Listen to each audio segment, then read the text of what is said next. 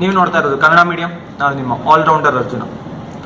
Bengaluru not safe, shame on Bengaluru. ಏನು ಹೇಳ್ತಾ ಇದೆ ಅಂತ ಯೋಚನೆ ಮಾಡ್ತಾ ಇದ್ದೀರಾ? 31ನೇ ತಾರೀಕು ರಾತ್ರಿ, ಡಿಸೆಂಬರ್ 31ನೇ ತಾರೀಕು ರಾತ್ರಿ ಏನು ನಡೀತು MG ರೋಡಲ್ಲಿ ಅಥವಾ ಬ್ರಿಗೇಡ್ ರೋಡಲ್ಲಿ ಅಥವಾ ಕಮ್ಮನಹಳ್ಳಿನಲ್ಲಿ, ಅದರಿಂದ ಬೆಂಗಳೂರು ನಾಟ್ ಸೇಫ್ ಅಥವಾ ಶೇಮ್ ಆನ್ ಬೆಂಗಳೂರು ಅನ್ನೋ ಒಂದು ಬ್ರ್ಯಾಂಡ್ ಬಂದಿದೆ. ಅದ್ರ ಬಗ್ಗೆ ಇವತ್ತು ಮಾತಾಡೋಣ. ಅದಕ್ಕಿಂತ ಮುಂಚೆ ಒಂದಷ್ಟು ಫೋಟೋಸ್ ಇದೆ ನನ್ನ ಹತ್ರ, ಹಾಗೂ ಒಂದು ಸಣ್ಣ ವಿಡಿಯೋ ಇದೆ.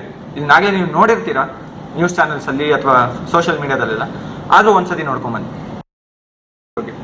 ಸೊ ಇವಾಗ ಈ ಇನ್ಸಿಡೆಂಟ್ ಆದಮೇಲೆ ಇವಾಗ ವಲಸಿಗರು ಅಥವಾ ಮೈಗ್ರೆಂಟ್ಸ್ ಅಂತ ಏನೇ ಹೇಳ್ತಿದ್ದಾರೆ, ಅವರೆಲ್ಲ ಬೆಂಗಳೂರು ನಾಟ್ ಸೇಫ್ ಅನ್ನೋ ಒಂದು ಬ್ರ್ಯಾಂಡ್ ಕಟ್ಟಿದ್ದಾರೆ ಅಂತ.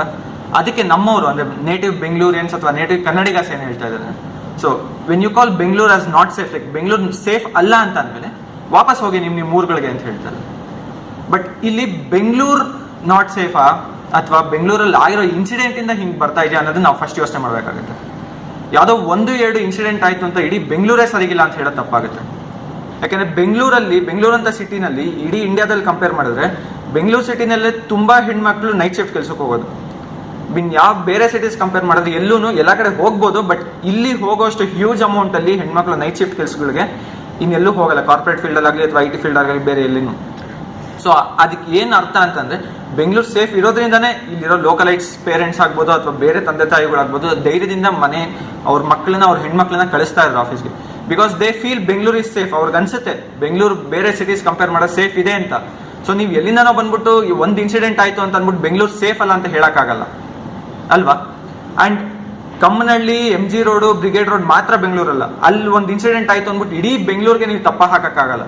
ಬೆಂಗಳೂರಲ್ಲಿ ಕೋಟ್ಯಾಂತರ ಜನ ಇದ್ದಾರೆ ಸ್ವಾಮಿ, ಎಷ್ಟೋ ಸಾವಿರಾರು ಲೈಕ್ ಏರಿಯಾಸ್ ಇದೆ, ಎಷ್ಟೊಂದು ಜಾಗ ಇದೆ. ಅದು 3 ಏರಿಯಾನ ಇಟ್ಕೊಂಡು ನೀವು ಬೆಂಗಳೂರೇ ನಾಟ್ ಸೇಫ್ ಅಂತ ಹೇಳೋದು ಸರಿ. ಇವಾಗ ಆಯ್ತು, ಕಮ್ಮನಹಳ್ಳಿ ಇನ್ಸಿಡೆಂಟ್ ಇಬ್ಬರು ಸಿಕ್ಕಾಕೊಂಡ್ರು. ರಿಪೋರ್ಟ್ಸ್ ಪ್ರಕಾರ ಅವರು ಬೇರೆ ಕಡೆಯಿಂದ ಬಂದಿರೋರು ಅಂತ. ನಾನು ಸಿಟಿ ಹೆಸರು ನೇಮ್ ಮಾಡಕ್ಕೆ ಇಷ್ಟಪಡಲ್ಲ, ಬಟ್ ಬೇರೆ ಕಡೆ ಅವರು ಅಂತ. ಅವ್ರು ಮೂಲತಃ ಬೆಂಗಳೂರು ಅವರು ಅಲ್ವಂತೆ. ಬಟ್ ಇವಾಗ ಅವ್ರು ಸಿಕ್ಕಾಕೊಂಡ್ರು ಅಂತ ಮಾತ್ರಕ್ಕೆ ಇವಾಗ ಬೇರೆ ಕಡೆ ಇನ್ಸಿಡೆಂಟ್ಸ್ MG ರೋಡಲ್ಲಿ ಅಥವಾ ಬ್ರಿಗೇಡ್ ರೋಡಲ್ಲಿ ನಡೆದಿದ್ದವರು ಬರೀ ಎಲ್ಲ ಬೇರೆ ಕಡೆಯವರೇ ಮಾಡಿದ್ದಾರೆ ಅಂತಲೂ ನಾನು ಹೇಳಕ್ಕೆ ಇಷ್ಟಪಡಲ್ಲ. ನಾನು ಅವಾಗಲೇ ಹೇಳಿದೆ, I don't want to be biased in this matter. So ಏನು ಅಂತಂದ್ರೆ, ಇದಕ್ಕೆ ಯಾರೇ ಮಾಡಿರ್ಬೋದು, ಬೆಂಗಳೂರವರೇ ಮಾಡಿರಲಿ ಅಥವಾ ಬೆಂಗಳೂರಿಂದ ಬಿಟ್ಟು ಲೈಕ್ ಹೊರಗಡೆಯಿಂದ ಬಂದಿರೋರಾದ್ರೂ ಮಾಡಿರಲಿ, ಮಾಡಿದ ತಪ್ಪು ಅದನ್ನ ನೀವು ಮಾತಾಡ್ಬೇಕು. ಇವಾಗ ಎಲ್ಲ ನ್ಯೂಸ್ ಚಾನಲ್ಸ್ ಅವ್ರು ಮಾತಾಡ್ತೀರಾ ಬೆಂಗಳೂರು ಸರಿಗಿಲ್ಲ, ಬೆಂಗಳೂರವ್ರು ಸರಿಗಿಲ್ಲ, ಬೆಂಗಳೂರಲ್ಲಿ ಹಿಂಗೆ ಆಗಿದೆ. ಅಂಡ್ ನಮ್ಮ ಮನೆ ಪೊಲಿಟಿಷಿಯನ್ಸು, ಮಿನಿಸ್ಟ್ರುಗಳು ಅಥವಾ ಪೊಲೀಸ್ ಅವರೆಲ್ಲ ಏನು ಹೇಳ್ತಾ ಇದಾರೆ ಅಂದ್ರೆ, ಈ ಇವೆಂಟ್ ನಡೆದಿದ್ದಕ್ಕೋಸ್ಕರ ಕಾರಣ ಏನು ಅಂತಂದ್ರೆ ಹೆಣ್ಮಕ್ಳು ತುಂಡು ಬಟ್ಟೆ ಹಾಕೊಂಡ್ ಬಂದಿದ್ರಂತೆ. ಸ್ವಾಮಿ ಎಲ್ಲಿದ್ದೀರಿ? ಯಾವ ಕಾಲದಲ್ಲಿ ಇದ್ದೀರಾ ನೀವು? ಇನ್ನ ಏನು ಓಬಿರಾ ಏನ್ ಕಾಲದಲ್ಲಿ ಇದ್ದೀರಾ? ಆಯ್ತು, ಎಲ್ಲಾ ಕಡೆ ಬೆಂಗಳೂರಲ್ಲಿ ಸರಿಗಿಲ್ಲ ಅಂದ್ರೆ ಆಯ್ತು, ಬೆಂಗಳೂರು ಹುಡುಗಿರ ಮೇಲೆ ಮಾತ್ರ ಆಗಿಲ್ಲ, ಅದು ಎಲ್ಲಾ ಹುಡುಗಿರ ಮೇಲೂ ಆಗಿದೆ. ಲೈಕ್ ಬೆಂಗಳೂರಿಂದ ಹೊರಗಡೆಯಿಂದ ಬಂದಿದ್ದು ಹುಡುಗಿರ ಮೇಲೂ ಆಗಿದೆ, ಬೆಂಗಳೂರಲ್ಲಿ ಇದ್ದಿದ್ದು ಹುಡುಗಿರ ಮೇಲೂ ಆಗಿದೆ ಅದು. ಬಟ್ ಅವ್ರ ಬಟ್ಟೆ ಕಾರಣ ಅಂತಿರಲ್ಲ, ಇದನ್ನ ನಾನು ಒಪ್ಪಲ್ಲ. ಕೊರತೆ ಇರೋದು ಅವ್ರ ಬಟ್ಟೆಲಲ್ಲ, ನಿಮ್ಮ ಯೋಚನೆನಲ್ಲಿ ಅಥವಾ ನೀವು ಬೆಳೆದು ಬಂದಿರೋ ರೀತಿನಲ್ಲಿ. ಯಾರ್ಯಾರು ಇದನ್ನ ಮಾಡಿದೀರಾ, ಲೈಕ್ ಯಾರ್ಯಾರು ಆ ಮೊಲೆಸ್ಟರ್ಸ್ ಅಂತ ಏನಿದ್ದಾರೆ, ಅವ್ರು ಬೆಳೆದು ಬಂದಿರೋ ರೀತಿನಲ್ಲಿ ಕೊರತೆ ಇದೆ ಅಥವಾ ಅವ್ರ ಯೋಚನೆನಲ್ಲಿ ಕೊರತೆ ಇದೆ. ನಾಳೆ ನಿಮ್ಮ ಅಕ್ಕ ತಂಗಿರು ಅದೇ ಥರ ತುಂಡು ಬಟ್ಟೆ ಹಾಕೊಂಡ್ಬಿಟ್ರೆ ಅವ್ರನ್ನೂ ಹಾಗೆ ಮಾಡ್ತೀರಾ ನೀವು? ಯೋಚನೆ ಮಾಡೋಕ್ಕಾಗತ್ತಾ? ಇಲ್ಲ ಅಲ್ಲ. ಸೊ ನಾನು ಹೇಳ್ದಾಗೆ ಇಲ್ಲಿ ನಡೆದಿರೋದು ತಪ್ಪು, ಇದ್ರ ಬಗ್ಗೆ ಮಾತಾಡಿ, ಆ ಡ್ರೆಸ್ಸಿಂದ ಮಾತಾಡಬೇಡಿ. ಹಂಗಂದ್ರೆ ಎಷ್ಟೋ ಕಡೆ ಲೈಕ್ ಬೀಚಸ್ ಹತ್ರ ಎಲ್ಲ ಬಿಕಿನಿ ಹಾಕೊಂಡು ಓಡಾಡ್ತಾರೆ, ಹಂಗಂದ್ರೆ ಅಲ್ಲಿ ಮೊಲೆಸ್ಟೇಷನ್ ನಡೆಯುತ್ತೆ ಅಂತ ಅನ್ಕೊಂಡಿದ್ದೀರಾ? ಆಯ್ತು, ಡ್ರೆಸ್ ಅಂತ ಬಂದ್ರೆ ಆಯ್ತು, ಬುರ್ಕಾ ಹಾಕೊಂಡಿರೋ ಹುಡುಗಿ ಮೇಲೆ ರೇಪ್ ಅತ್ಯಾಚಾರ ನಡೆದಿದೆ ಅಥವಾ ಮೊಲೆಸ್ಟೇಷನ್ ನಡೆದಿದೆ, ಅಂದ್ರೆ ಅವ್ಳ ಮೇಲಿಂದ ಕೆಳಕ್ವರೆಗೂ ಎಲ್ಲ ಮುಚ್ಕೊಂಡಿರ್ತಾರಲ್ಲ, ಒಂದು ಕಣ್ಣೊಂದು ಬಿಟ್ಟು ಇನ್ನೇನು ಕಾಣಿಸಲ್ಲ ಪಾಪ ಬುರ್ಕಾ ಹಾಕೊಂಡಿರೋ ಹುಡುಗಿರ ಮೇಲೆ. ಅವ್ರ ಮೇಲೆ ಅತ್ಯಾಚಾರ ಹೆಂಗ್ ನಡೀತು ಮತ್ತೆ? ಆಯ್ತು, ಈ ಕಮ್ಮನಹಳ್ಳಿ ಇನ್ಸಿಡೆಂಟ್ ತಗೊಳ್ಳಿ. ಆ ಹುಡುಗಿ ಅದು ರೋಡಲ್ಲಿ ಬರೋವಾಗ ಅವಳ ಮೇಲೆ ಏನು ಮೊಲೆಸ್ಟೇಷನ್ ನಡೀತದೋ, ಆ ಹುಡುಗಿ ಫುಲ್ ಜೀನ್ಸ್ ಪ್ಯಾಂಟ್ ಹಾಕೊಂಡಿದ್ಲು, ಒಂದು ಟೀ ಶರ್ಟು ಅಥವಾ ಟಾಪೋ ಏನೋ ಹಾಕೊಂಡಿದ್ಲು, ಅದ್ರ ಮೇಲೆ ಒಂದು ಶಾಲ್ ಕೂಡ ಹೊತ್ಕೊಂಡಿದ್ಲು. ಅವಳಿಗೆ ಪ್ರೊವೋಕಿಂಗ್ ಆಗಿ ಅಥವಾ ನಿಮ್ ಉತ್ತೇಜನ ಕೊಡೋಂಗೆ ಗಂಡು ಮಕ್ಳಿಗೆ ಅವಳು ಯಾವ ಥರ ಎಲ್ಲಿ ಬಟ್ಟೆ ಹಾಕಿಲ್ಲ, ಆ ಥರ ಹಾಕಿರ್ಲಿಲ್ಲ ಅಲ್ವಾ? ಆದ್ರೂ ಮೊಲೆಸ್ಟೇಷನ್ ನಡೀತಲ್ಲ. ಸೊ ಹೆಂಗಿದು?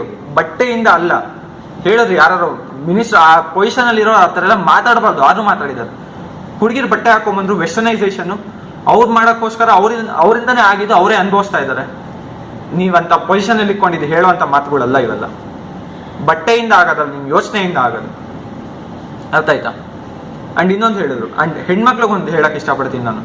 ಇವಾಗ ನಿಮ್ಗೆ ಅಷ್ಟು ಧೈರ್ಯ ಇದೆ, ಇವಾಗ ನಾನು ನಿಮ್ಗೆ ಹೇಳಕ್ಕಾಗಲ್ಲ, ನೀವು ಮಾಡಿದ ತಪ್ಪು ಅಂತ ನಾನು ಹೇಳಕ್ಕಾಗಲ್ಲ. ಯಾಕೆಂದ್ರೆ ಎಲ್ಲರಿಗೂ ಲೈಕ್ ಗಂಡು ಮಕ್ಳಿಗೂ ಹೆಣ್ಮಕ್ಳಿಗೂ ಈಕ್ವಲ್ ಸ್ವಾತಂತ್ರ್ಯ ಇದೆ, ಈಕ್ವಲ್ ಫ್ರೀಡಮ್ ಇದೆ.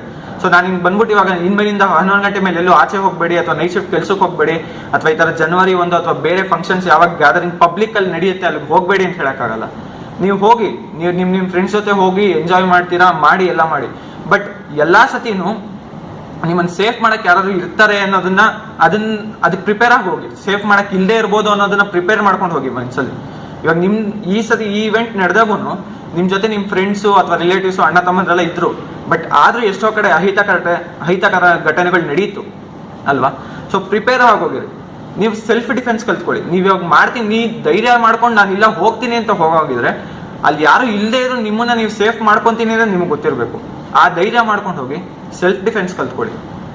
ಇನ್ನೊಂದ್ಸತಿ ನಿಮ್ಮ ಹತ್ರ ಯಾರು ಬಂದ್ಬಿಟ್ಟು ನೀನು ಹಾಕೊಂಡಿರೋ ಬಟ್ಟೆ ಸರಿಗಿಲ್ಲ ಅಥವಾ ನೀನ್ ಓಡಾಡ್ತಿರೋ ಟೈಮು ಅಥವಾ ಪ್ಲೇಸ್ ಸರಿಗಿಲ್ಲ ಅಂತಂದ್ರೆ ಅವ್ರಿಗೆ ಹೇಳಿ, ನಿಮ್ಮ ಅಡ್ವೈಸ್ ನಿಮ್ಮ ಹತ್ರನೇ ಇಟ್ಕೊಳ್ಳಿ, ನನ್ನನ್ನು ನಾನು ಸೇಫ್ ಮಾಡ್ಕೊಳ್ಳೋದು ಹೇಗೆ ಅಂತ ಗೊತ್ತು ಅಂತ. ಅರ್ಥ ಆಯ್ತಾ? ಆಗ್ಲೇ ಹೇಳ್ದಾಗೆ ಫಸ್ಟ್ ಯಾರು ಮಾಡೋರು ಅಂತ ಕಂಡಿಡಿದ್ರೆ ಅವ್ರಿಗೆ ಶಿಕ್ಷೆ ಕೊಡಿ. ಇದೆಲ್ಲ ಮುಗಿಬೇಕು ಅಂದ್ರೆ ಇನ್ನೊಂದೇನು ಗೊತ್ತಾ, ಮೇನ್ ಆಗಿ like there should be laws impose. Like ಎಂತ ದಂಡನೆಗಳು ಕೊಡ್ಬೇಕು ಅಂದ್ರೆ ಇಂಥ ಮಾಡೋರಿಗೆ, ಲೈಕ್ ಗಲ್ಫ್ ಕಂಟ್ರೀಸ್ ಅಲ್ಲೆಲ್ಲ ಅವ್ರ ಪುರುಷತ್ವದ ಅಂಗನೇ ಕಟ್ ಮಾಡ್ತಾರಂತೆ ರೇಪ್ ಮಾಡಿದ್ರೆ ಅಥವಾ ಈ ತರ ಮೊಲೆಸ್ಟೇಷನ್ ಮಾಡಿದ್ರೆ. ಆ ತರ ರೂಲ್ಸ್ ಇಲ್ಲಿ ತರಕ್ಕಾಗತ್ತಾ ಅಂತ ಯೋಚನೆ ಮಾಡಿ, ಅಥವಾ ಆ ತರ ತರಕ್ಕಾಗ್ಲಿಲ್ಲ ಅಂತಂದ್ರು ಯಾವ್ದಾರ ಘೋರ ಶಿಕ್ಷೆ.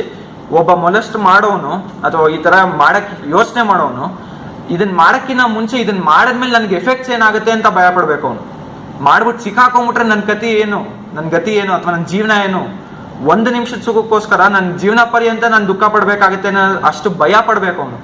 ಅಂತ ಲಾಸ್ಗಳನ್ನ ಇಂಪೋಸ್ ಮಾಡಿ. ಸುಮ್ಮನೆ ಅವ್ರು ಬಟ್ಟೆ ಹಾಕೊಂಬಂದ್ರು, ಇವ್ರ ಬಟ್ಟೆ ಹಾಕೊಂಬಂದ್ರು. ಹಂಗಂದ್ರೆ ಮಹಾಭಾರತದಲ್ಲಿ ಯಾವ ಬಟ್ಟೆ ಹಾಕೊಂಡಿದ್ರು ದ್ರೌಪದಿ? ಅವ್ರದ್ದು ವಸ್ತ್ರಾಪಹರಣ ಆಗ್ಲಿಲ್ವಾ? ನಾವೆಲ್ಲ ಟ್ರೆಡಿಷನಲ್ ಕಂಟ್ರಿ ಅಲ್ವಾ ನಮ್ದು. ಅದನ್ನ ಎಕ್ಸಾಂಪಲ್ ತಗೊಳ್ಳಿ, ಏನ್ ಹಾಕೊಂಬಂದಿದ್ರು? ಸೀತೆನ ಏನಕ್ಕೆ ಕಿಡ್ನಾಪ್ ಮಾಡ್ಕೊಂಡೋದು? ಸೀತೆ ನೋಡಿದಾಗ ಸೀರೆ ಉಟ್ಕೊಂಡೇ ಇದ್ರು ತಾನೆ, ಅಥವಾ ಕಾವಿ ಬಟ್ಟೆಲಿ ಇದ್ರು. ಅವ್ರನ್ನ ಹೆಂಗೆ ಕಿಡ್ನಾಪ್ ಮಾಡ್ಕೊಂಡು ಹೋದ್ರು? ಸೊ ಇದೆಲ್ಲ ಬಟ್ಟೆಯಿಂದ ಅಲ್ಲ, ನಿಮ್ ಯೋಚನೆಯಿಂದ. ಆ ಯೋಚನೆ ಬಿಟ್ಟಾಕಿ ಅಂಡ್ ಆ ಯೋಚನೆನ ಮರೆಸ್ಬೇಕು ಜನಗಳಿಗೆ ಅಂತಂದ್ರೆ, ಆ ಯೋಚನೆ ಬರೋಕ್ಕೂ ಮುಂಚೆ ಭಯ ಪಡಿಸ್ಬೇಕು ಅಂದ್ರೆ ಅಂತ ಲಾಸ್ಗಳು ಇಂಪೋಸ್ ಮಾಡ್ಬೇಕು ಗೌರ್ಮೆಂಟ್ ಅವರು. ಅವಾಗ ಮಾತ್ರ ಇದು ಸುಧಾರಣೆ ಆಗೋದು, ಇಲ್ಲಾಂದ್ರೆ ಆಗಲ್ಲ.